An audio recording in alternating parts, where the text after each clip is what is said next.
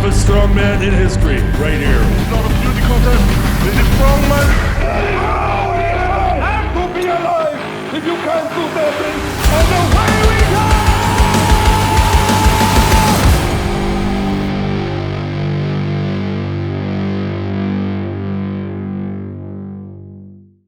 Hi guys, welcome to the Giants Live podcast. I'm joined not by Terry Hollands today, by Rob Frampton and Adam Bishop. Yes. We're a couple of weeks out from the World Deadlift Championship and the Giants Live Open. Obviously, that's been your main focus for a while now, hasn't it? Yeah. How are you feeling? How's training going? Yeah, I'm feeling great. It's been a bit of a crazy year for me. Started off really well with Britain's and Europe's, a little bit of a dip at Worlds with some issues kind of out of my control, and then hopefully we can finish the year off pretty strong with a nice deadlift. Everyone loves the deadlift champs, Yeah, definitely.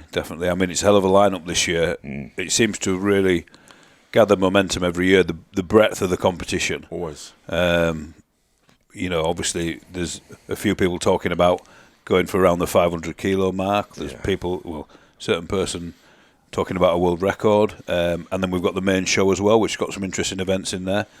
It's going to be a good one. So I mean, personally, obviously you put on quite a bit of weight for this. You're looking quite big. What sort of weight are you?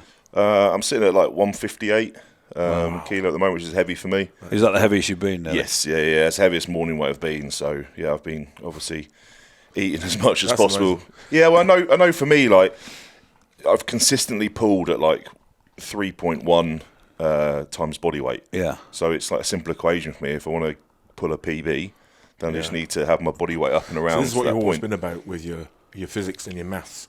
As that kind of obviously carries over to your training. We've seen with your training, you've brought your bar height down. Yeah, so you normally do like a 15, and then you're now at 12, aren't you? Yeah, I mean this prep, I've actually gone back to a program I used to pull my first 400, and we're talking 10 years ago when I pulled my first 400, which was like a different block method. Starting from a high block, coming down to like a 15-inch, and then pulling from a 12-inch. So and then keeping a similar weight and just going down and down. Yeah, waving it. So going for a weight for 4 weeks, and then upping the weight and going back to a higher block and working down.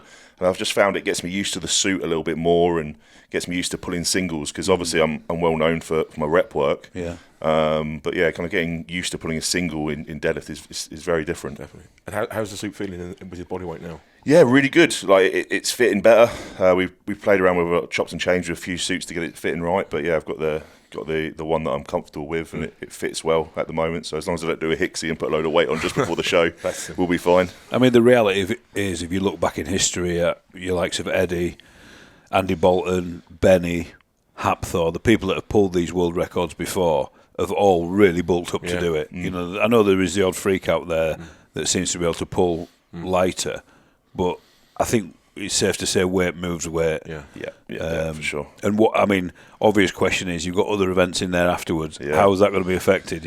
Yeah, exactly. I think kind of we all talk about the deadlift, as the first event, or forget it's the first event, and it's we've got 4 other events. Just kind of get that balance, but I think we've got a nice mix of events. There's kind of one which is quite a lot of moving.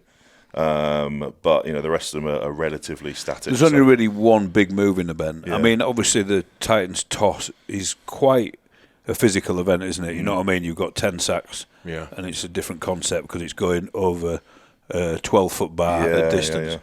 I mean, people do blow after that. Yeah. I mean, but at least it's not like it's a relatively straightforward event. It's a power. I'd still class it as a power event rather than an endurance event. Yeah, for definitely, us, so. definitely. At the end of the day, it's 10 throws, and that's it. You know where the end is, don't you? Yeah. So, I mean, obviously, looking at other people, we've got a list there. We've had a bit of a chat before this, and also I spoke to some of the athletes to see what they're wanting to do. So we'll just go through each person and I mean, when we looked at the list, there's some unbelievable, crazy. Every year, the list gets impeccable with the athletes, but also the list of the weight just becomes almost like you have to kind of think these guys are lifting throughout their training. Well, the stupid thing is, you've a couple of guys that they might just pull 425, and you almost, this is no disrespect, you almost disassociate them with the deadlift championships. Yeah. But it's still a massive weight. It's still huge. Yeah. It's huge because the quality of the athlete pulling is so high. That's what I mean, yeah. I think the last couple of years we haven't obviously seen, you know, like Eddie set that first 500, you know, 10 years ago. Yeah. And, you know, obviously we're not miles above that. But what I think we have seen is a massive shift in the field in terms of the whole field just getting stronger and moving up. Definitely. So now, you know, like a couple of years ago we had multiple 1,000-pound pullers. I think this year we're going to see multiple people pulling 470 plus. I think so, yeah. It's just that shift up with the whole chasing pack. Definitely. But then even this year now we've got a couple of guys who are, you know, could even be pushing over that 500 mark, which is wild to talk about. Yeah, I think you're right. I mean, if we look at that, so I mean, who we think is going to go over 500 or going to have a go at 500? You've got to say Trey Mitchell. He's got to be in the conversation to be around 500. Well, he pulled the 470 raw. Yeah, so we're saying he's definitely a 480 plus deadlifter. Yeah. Is he going to put a suit on him? I don't know. I've got no idea. I mean, I think Trey. I'd love him to see him in a suit. Like, I just don't know whether that's kind of in his plans. Yeah. I think he's just a proper raw, like just natural strength guy. I really like that about Trey, and I think he's due another big pull. But no one would be shocked if he pulled 500 kilos. Would I definitely wouldn't. No. Yourself, you're thinking about going for 470 and seeing how that goes, and then maybe doing the big jump up. Yeah, I mean, training's gone really well. I'm feeling good for in and around that 500 mark. Yeah. And my plan is to pull the 470 and see how that feels. Yeah. And I'll know. I've been doing this long enough to know how that feels and whether it's realistic then to take a bigger jump or just to move up and get a nice PB. Yeah, 480. 480, Massive, exactly. But I mean, like I said, how the 470 goes will just dictate that, I'm assuming. Exactly that, yeah. Cool. I'm going through the people who I think are going to be the big pullers there. Austin Andre, he's done a couple of big lifts. I think he's done 470, 475. Yeah, he's up there in the 470s. Obviously, he always falls over. He fell backwards the first time. He got the rep the second time, fell forward. The weight with the balance, sort of. But he's talking about the 500 mark. Austin's a bull, an absolute bull, of a man. I think he's a fantastic puller. If he keeps standing up, if he can stand up, he'll absolutely dominate. I think, definitely 470 plus from Austin. Yeah. I'll tell you one guy in there. That's not. We were just saying about body weight. He's got an average kind of strongman body weight, but Evans Nana. Over the last couple of months with Terry's coaching, his deadlift has got phenomenal. Gone through. I couldn't believe it. We were referring to 470. I think he could pull 470, maybe more. I think he's going to do an easy £1,000. I think the African record is around 1,000.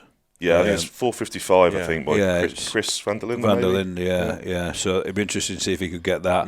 Looking at how he pulls and chatting to him, I think he's getting a lot out of a suit. Yeah, he is. Which is great. Yeah.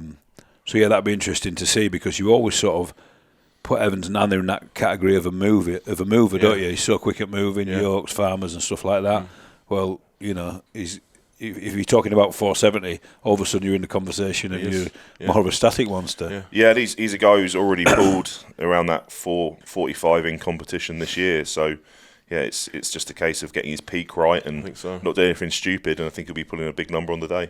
So not to categorise people, but we're looking at the people that are sort of going for £1,000. Evan Singleton, Tom Stoltman, Gav Bilton, we think that would be a Welsh record. He's done 440. Yes, yeah.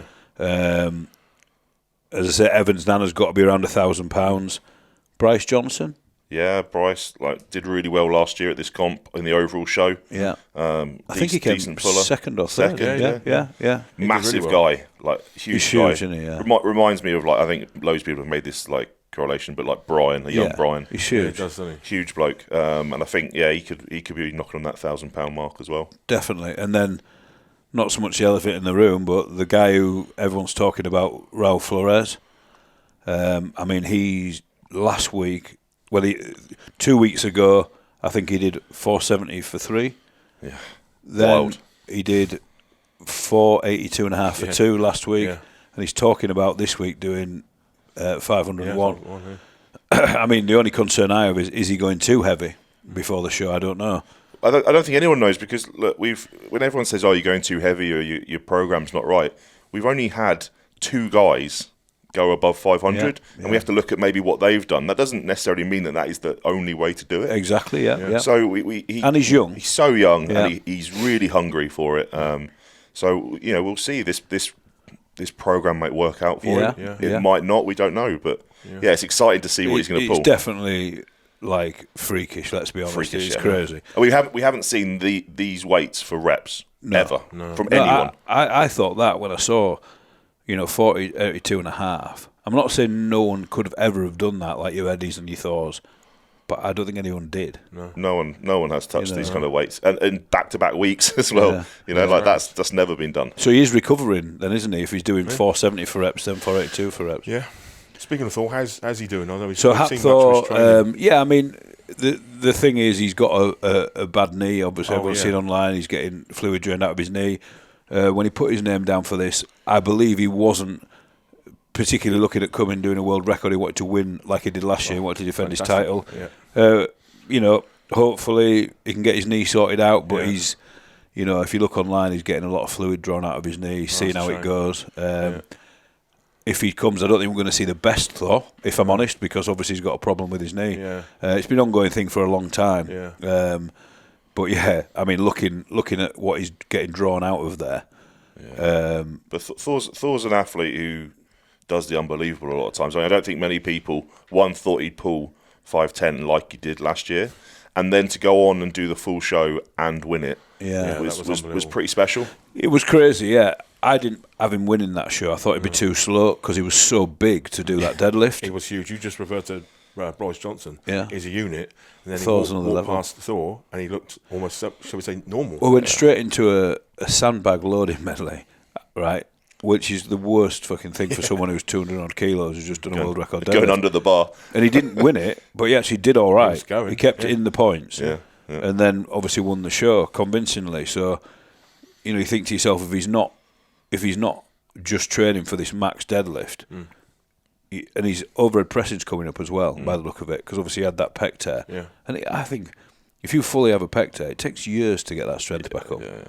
And it's a scary one to get going it is. again. There's a lot of mobility issues and things. No. So we'll see. Hopefully he gets there and gets his knee sorted out. Thor's not the guy really. I mean, he's competed a lot for us over the years. He doesn't really pull out of shows. No. He did pull out of Royal Albert Hall, but I knew when he put his name down that if the enhanced game thing came off, he wasn't coming. That's right, yeah. So it wasn't so much a pull out. We knew that he had another opportunity, which is big money, so that's fair, Obviously, the guys have got to go where the money is, simple as that. But it'd be interesting to see. We'd love to see him win again, and back in the Giants Live, arena. Definitely. But I don't think he's in the best places right now. No. But we'll see. Yeah. We'll see. I mean, obviously we've talked about the deadlift championships there. Yeah. There is obviously the rest of the show to go. There is indeed, yeah. Which people, that's over, and then it's like right now it's quite good for the crowd because you're straight into this exciting event. You're going to go straight into a wheelbarrow load and push, which is the total opposite dynamic of what you've just seen, which I really like that. Yeah, it's good. And that's why... I'm glad you like it, Darren. I think most of the athletes will probably be struggling. But it's done on purpose because it's like, right, well, let's have something that is more dynamic now. And then that's going to get a true champion for the Open. Yeah. Mm-hmm. I mean, who do we see is going to be good at the overall show? So someone who's going to come out with some good points on the deadlift. Yeah. And then you've got... wheelbarrow load and push, which is just a fucking drag race, let's be honest. Yeah. We've got a dumbbell for reps, 95 kilos. We've got the Titans toss, which again is very dynamic. Yeah. And it's not like the sandbag throw normally, where if you miss one, you take your time and change. You've got to keep going because it's just the amount of sacks over the bar in a time. Yeah. There's no benefit in stopping and looking and and then you've got Atlas stones. So who do we see? I mean, out of that, I think Evan Singleton, obviously his dumbbell press is great and his throw's very good. Yeah. And his stones are always pretty good, to be fair. Yeah. Stones are good. Like, you don't want to count out Tom. I think they're good. They're good events for Tom. They're very good for Tom, yeah. I mean, to be fair, Tom is the only person who's ever competed. So the Titans toss, I've set it out the same as World's Strongest Man. The only person to ever complete it is Tom. Wow. Yeah. And it's been done 2 years running. Yeah. So that's a big confidence booster. Yeah. But then Tom's been doing the gladiator thing. Yeah. Has that affected him? Never know. Yeah, he's clearly coming back. He's had a short prep for it, but I'm pretty sure anyone who could do it would be Tom. Yeah. I think what we're going to see from Tom is maybe his static strength a little bit down. But he's still going to rip stones. He's still going to throw those bags like nothing. He's a great dumbbell presser.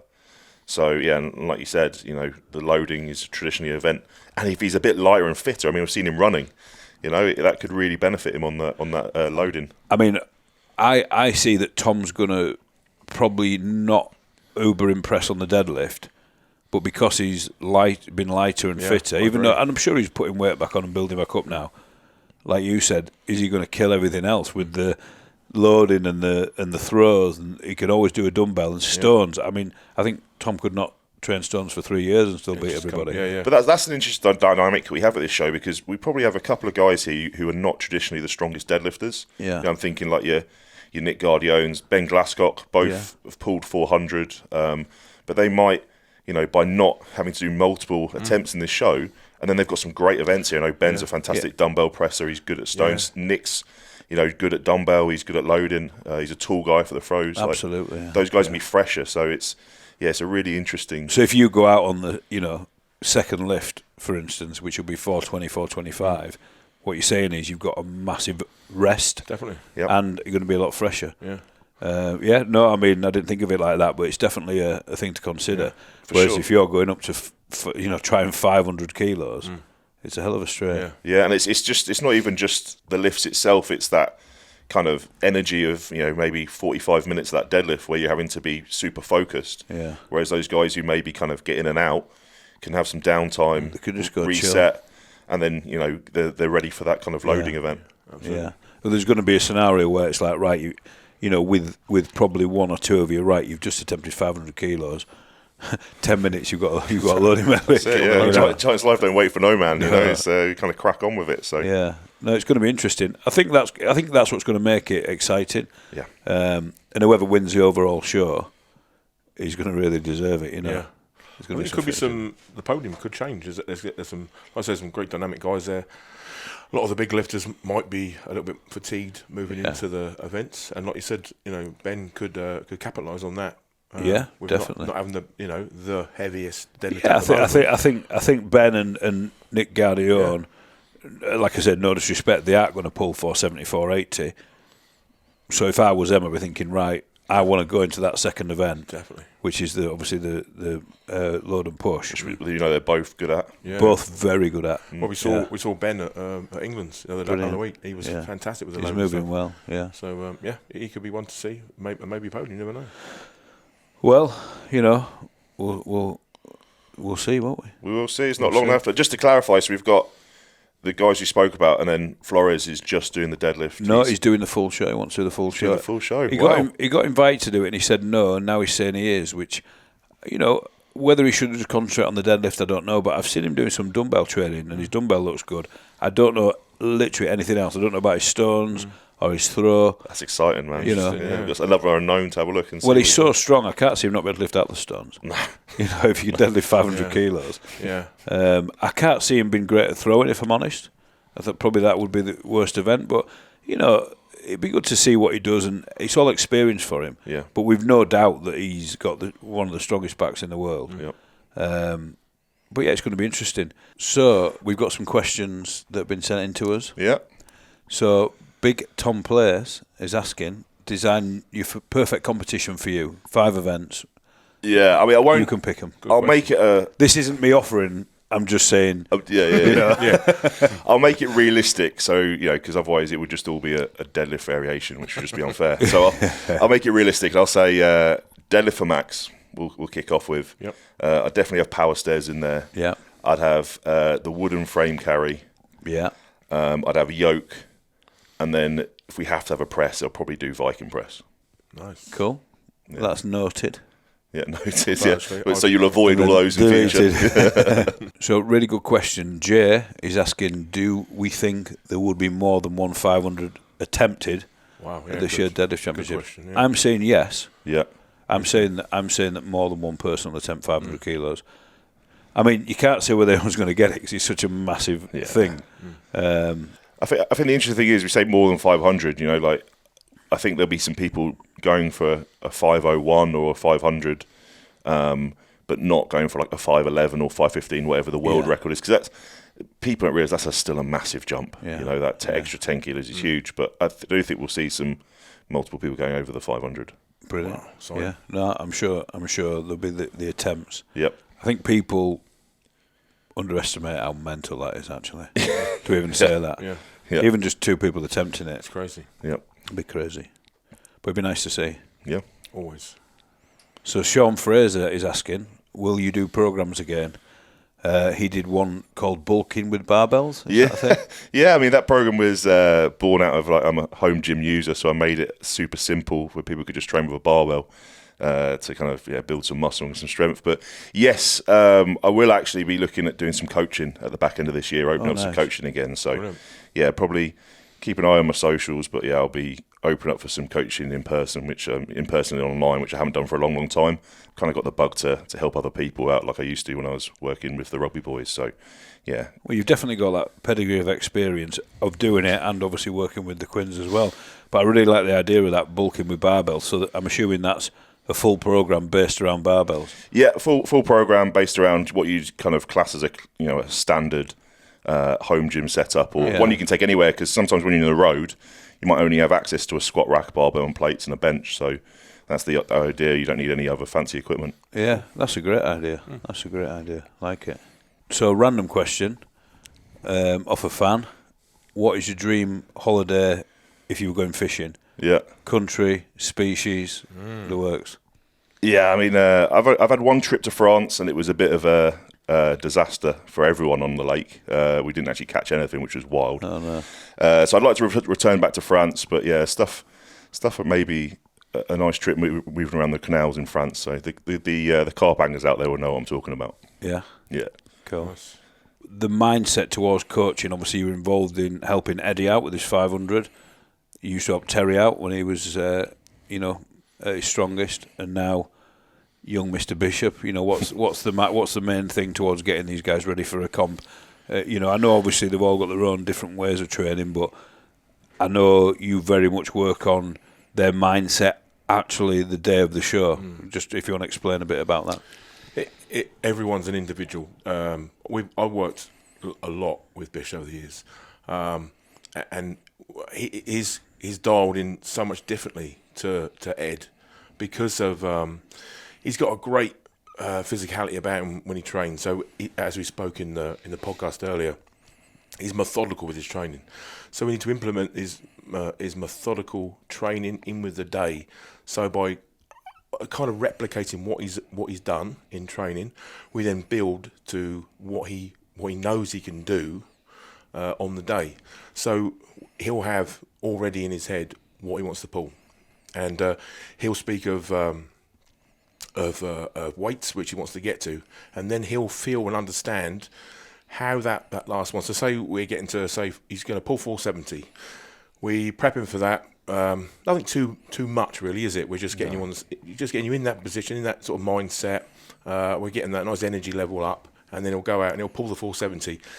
He'll then give me feedback, and I'll see body language and how he is afterwards, how he pulled it and how he feels, how it actually physically felt, isn't it, mate? It's like everything you do, even dumbbells, hammer curls. You'll feel how that certain weight feels, and then he'll know what to push for. And then I'll then reset his head into where we need to develop the little bit more push, not too much. Yeah, because I suppose you've got 3 lifts before that, maybe.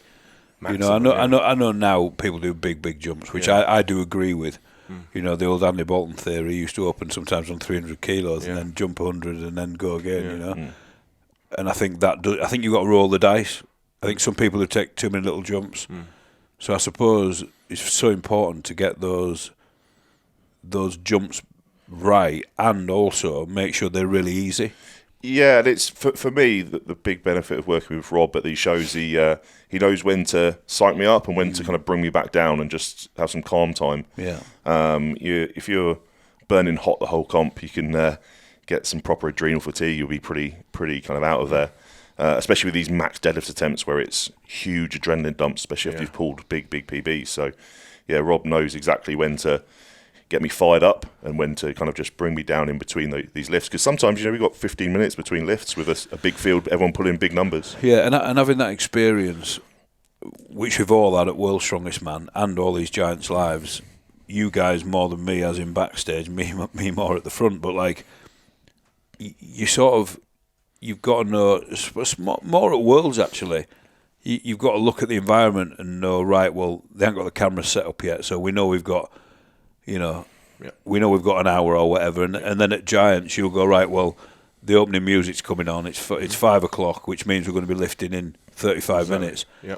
So I think some of the new guys almost need to get used to that pattern of when to warm up, when to hang back a little bit, because you see them warming up way too early. Yeah. Or you see people that go, oh shit, I've only got 10 minutes. And they're still getting the deadlift suit on, Whereas you guys have had so much backstage experience, it's like, right, well, we know at the walkout, you'll know now, question, right, at the walkout, which is 5 p.m, how warm will he be? What will he have pulled before the walkout? Then to go backstage knowing you've got, maybe 1-2 more pulls before you actually come out to do the first opener, which would be 400 kilos. Yeah.